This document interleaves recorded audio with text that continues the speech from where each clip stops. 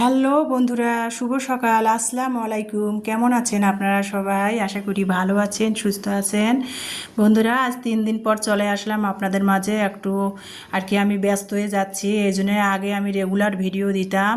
এখন আমি আমার ডেলি লাইফের ভিডিওগুলো রেগুলার দিতে পারতেছি না, কারণ আমি অনেক ব্যস্ততার মধ্যে দিয়ে যাচ্ছি বন্ধুরা, সেই জন্য। তো 3 দিন পর আজকে আমি আপনাদের মাঝে আমার ডেলি লাইফের ভালো লাগাগুলো নিয়ে আসলাম। প্লিজ আপনারা ধৈর্য সহকারে ভিডিওটা না টেনে টেনে টেনে না দেখে ভিডিওটা ধৈর্য সহকারে দেখবেন। যদিও আজকের ভিডিও প্রতিদিনে আমি ভিডিও দেই 13-14 মিনিট, আজকের ভিডিওটা আমার 12 মিনিট বন্ধুরা।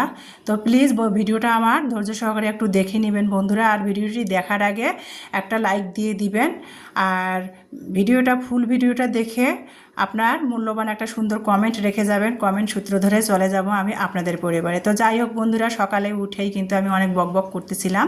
এই যে আজকে কিন্তু সকালবেলা আমি অফ ক্যামেরাতে কিন্তু আমি ছোলা কিন্তু ভিজিয়ে রাতে ভিজিয়ে সিদ্ধ করে আগে নিয়েছি, সেটা আর দেখাই নাই। আর আমার ভিডিও এমনিতেই একটু লংই হয়, 16 মিনিট 14-15 মিনিট হয়ে যায়, সেই জন্য A to Z সকালের নাস্তাটা আজকে দেখালাম না। তো ছোলাটা আমি আমার স্টাইলে আমি রান্না করে ভাজি করে নিলাম। নিয়ে এই যে দেখেন, সাথে আমি যেহেতু চা লাভার একটু চা বানিয়ে নিয়েছি।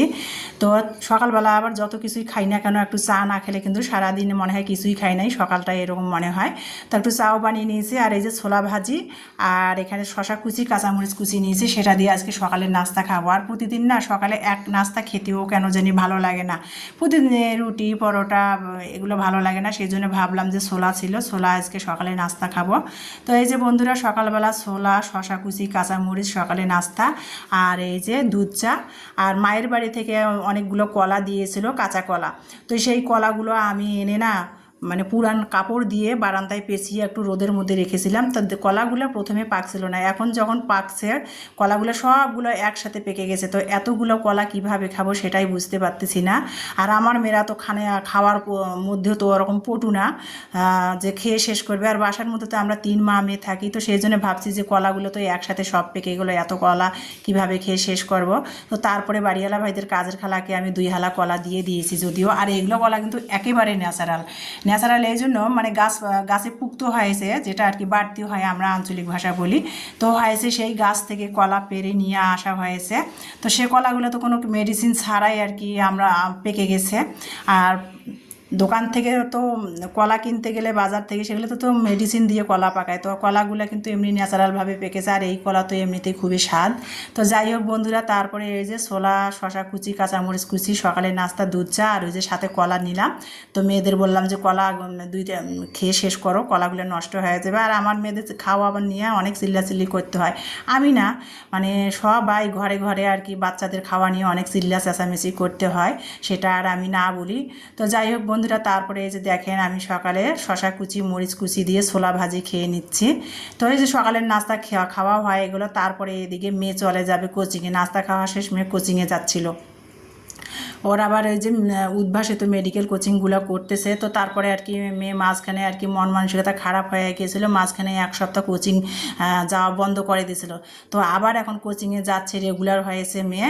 তো যাই হোক, মেয়ে কোচিংয়ে গেল সকালে, আমাকে বাই দিচ্ছিলো হেসে হেসে। তো আমি একটু ক্যামেরাবন্দি করে নিলাম মেয়ের কোচিংয়ে যাওয়া। তো এই যে দেখেন, কতগুলো কলা একসাথে পাকা শুরু করে দিয়েছে। আর পাকাগুলো তো আমি ক্যামেরার আড়ালে সরাই নিয়েছি। আর যেগুলো আবার এখান থেকে না কিছু কিছু পাকার পর কিছু কলা আবার পছন্দ ধরেছে, বুঝলাম না কেন পছন্দ ধরেছে। তো সে কলাগুলো আবার আমি অফ ক্যামেরাতেই ফেলে দিয়েছি। আর যেগুলো একেবারে পেকে গেছে সেগুলো ভাবলাম উপরে রাখি, আর যেগুলো একটু কাঁচা কাঁচা আছে তলায় রাখি। তো প্লাস্টিকের গামলার মধ্যে করে একটা পুরান ন্যাকড়া দিয়ে কলাগুলো পেঁচিয়ে আমি রেখে দেবো বারান্দার মধ্যে। আর কলাগুলো তো খেয়ে শেষে করতে পারবো না, দেখা যাচ্ছে পচেই যাবে 2 হালা কলা আনলে আমার যেখানে গড়াগড়ি করে বাসার মধ্যে, সেখানে তো এতগুলো কলা আমার মেয়েরা তো খেতেই যায় না। একটা কলা নিয়ে সারাদিন দৌড়াদৌড়ি করা লাগে, একটা কলা খাও একটা কলা খাও এরম করে। তো যাই হোক বন্ধুরা, এই যে তারপরে আমি কলাগুলো এখন বারান্দা থেকে নিয়ে আসলাম। নিয়ে এসে কিন্তু অফ ক্যামেরাতে আমি আরও অন্যান্য কাজ করে নিয়েছি, যেটা আপনাদের ক্যামেরার মধ্যে এত কিছু তো ডেলি লাইফের ভিডিও শেয়ার করা সম্ভব না। তো তারপরে কিন্তু আমি এখানে 11টা বাজে রান্না করতে চলে আসলাম। এখানে আজকে রান্না করব কোরবানির গরুর মাংস ছিল ফ্রিজের মধ্যে। তো আমার মেয়েরা তো, আপনারা যারা আমার পরিবারের সাথে শুরু থেকে আছেন তারা তো জানেন, আমার মেয়েরা কিন্তু কোরবানির গরুর মাংস খেতেই চায় না। আর এমনি আমি তো ডেলি লাইফের ভিডিও দেখেন, আমি ডেলি লাইফে কী রান্না করি কী খাই সেটা তো আপনাদের সাথে শেয়ারই করি। আমার মেয়েরা কিন্তু মানে সেরকম মাংসটা, গরুর মাংসটা খেতেই চায় না, মানে একটু ব্রয়লার মুরগির যদি হয় খায়, আর বেশিরভাগই সবজি ভর্তা ভাজি এগুলো আর কি আমি খাই, কারণ মেয়েরা না খেলে আমি কার জন্য রান্না করব বলেন তো। তো ভাবলাম যে অনেক দিন ধরে মাংস খাওয়া হয় না, কোরবানির মাংস। তো মেয়েকে বললাম, মেয়ে তো বলছে খাবে না। তারপরে বললাম যে না, ফ্রিজে জায়গা হয় না, ফ্রিজটা যেহেতু আমার ছোটো 10 সিফটির ফ্রিজ, তো ভাবলাম যে এক পোটলা গরুর মাংস আর কি, কোরবানির মাংস বের করে আর কি রান্না করি। আর বেশি দিন ফ্রিজে যে কোনো জিনিস ফ্রোজেন করে রাখলে ভালো লাগে না, তরতাজা জিনিসের এক স্বাদ, আর টাটকা জিনিসের স্বাদ আলাদা, আর ফ্রোজেন করে রাখা জিনিসের সেটার কিন্তু স্বাদ আলাদা।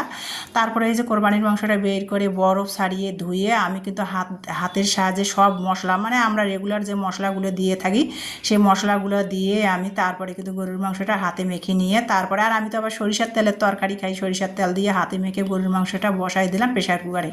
তো প্রেশার কুকারে 2-3টা যখন সিটি দিবে তখন কিন্তু আমি মানে সিটি প্রেশার কুকার খুলে ঢাকনা খুলে আমি কিন্তু আবার মাংসটা ঢেলে কড়াইতে কষিয়ে নেব। তো সেই জন্য আর কি প্রেশার কুকারে ভাবলাম আগে সিদ্ধ করে নেই। আর এখানে আমি শুধু আর কি এখানে আমি কি করেছি, এখানে আমি করেছি যে গরুর মাংস রান্না করতেছি খালি সরিষার তেল দিলে না আসলে কি হয় বন্ধুরা, দেখবেন একটা জিনিস, সরিষার তেলের না মানে পদার্থ, সরিষার তেল না আর কি, সরিষার তেলের না কী ভাবে বুঝাবো, মানে বলতে পারতেছি না। সরিষার তেল একটু ঘন পদার্থ, আর সয়াবিন তেল কিন্তু একটু সরিষার তেলের চেয়ে একটু পাতলা। তো সরিষার তেল মাংসের মধ্যে দিয়েছে, আর আমি যে এবার কোরবানি দিয়েছি, আমার যে সেই কোরবানির গরুর না মানে তেল চর্বিটা কম ছিল। আর এমনিতেও কিন্তু আমরা তেল চর্বিটা পছন্দ করি না মাংসের মধ্যে, যদিও যখন কোরবানির মাংস বা বাজার থেকে মাংস কিনে আনলে তেল চর্বি হয়, সেই তেলগুলা কিন্তু চর্বিগুলো আমি ছিঁড়ে ফালাই দেই বা এড়ে ওড়ে দিয়ে দেই। আমি কিন্তু কখনো চর্বি জাতীয়, আমার পরিবারে কেউ চর্বি জাতীয় মাংস খেতে চায় না।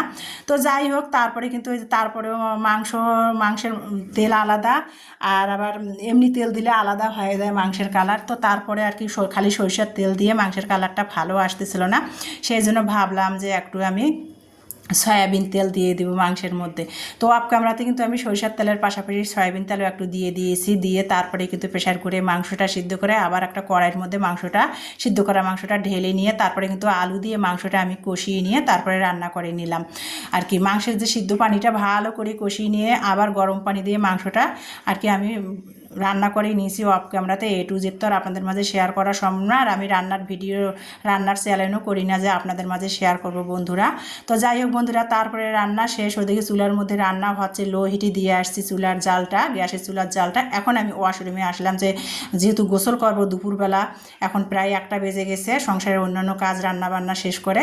তো ভাবলাম যে এর ফাঁকে কিনে আমি মশারি আর কি একটা আমার বেডরুমের মশারিটা আর ইলমার বাবার কিছু কাপড় চোপড় রেখে গিয়েছিল, সেগুলো ভাবলাম ধুয়ে তারপরে আমি গোসল করব। তো ততক্ষণ ভাবলাম চুলায় রান্না হোক, অপর পাশে আমি কাপড়গুলো 5 মিনিটের জন্য হুইল ডিটারজেন্ট পাউডার দিয়ে ফেনা করে ভিজিয়ে রাখি।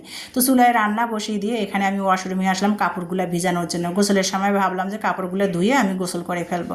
তো এই যে সেটাই আমার ভালো লাগাটা আপনাদের মাঝে শেয়ার করতেছি বন্ধুরা।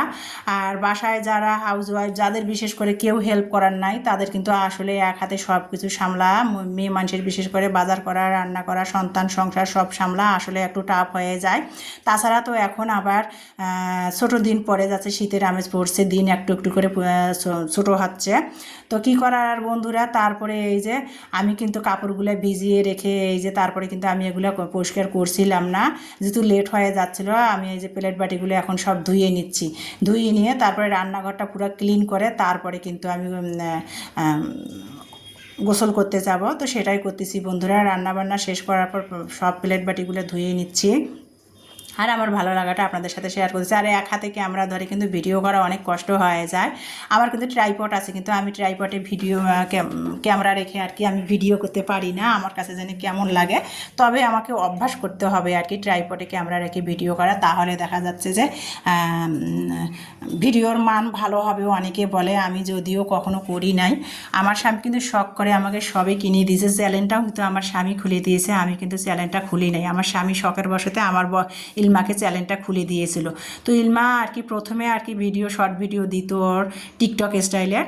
তো তারপরে কিন্তু ইলমার এখন যেহেতু 6-এ পড়ে, অনেক পড়ালেখার চাপ, সেই জন্য আর কি ইলমাকে বললাম যে ওর বাবা আর আমি বললাম যে কান্নাকাটি করো না, থাক, তুমি আগে পড়ালেখা করো, তোমার চ্যানেলটা আমি কন্টিনিউ করি, যখন পড়ালেখা করো তারপরে তুমি আগে পড়ালেখা শিখো, তারপরে তুমি আর একটু বড় হও, তখন তুমি তোমার চ্যানেল আর কি আমি ততক্ষণ রানিংয়ে রাখি, তারপরে তুমি কন্টিনিউ করো। সেই জন্য আর কি ইলমার আর কি যেহেতু ইলমা ব্লগ ভিডিও আমার চ্যানেলটার নাম দেখছে না, আমার মেয়ের ছবি দেওয়াও, সেই জন্য আর কি আমি ওর চ্যানেলটাকে কন্টিনিউ এখন আমার ডেলি লাইফের ভালো লাগা ভিডিওগুলো শেয়ার করে থাকি। তো যাই হোক, ও একটা ছোট্ট মানুষ, শখের বসাতে ওর বাবা ওকে একটা চ্যানেল খুলে দিয়েছিল, যেহেতু পড়ালেখার এখন বয়স 6-এ পড়ে, পড়ালেখার পাশাপাশি তো আর ভিডিওর সামনে বা ভিডিও করা সম্ভব না, সেই জন্য ওর চ্যানেলটাকে আমি এখন কন্টিনিউ করি।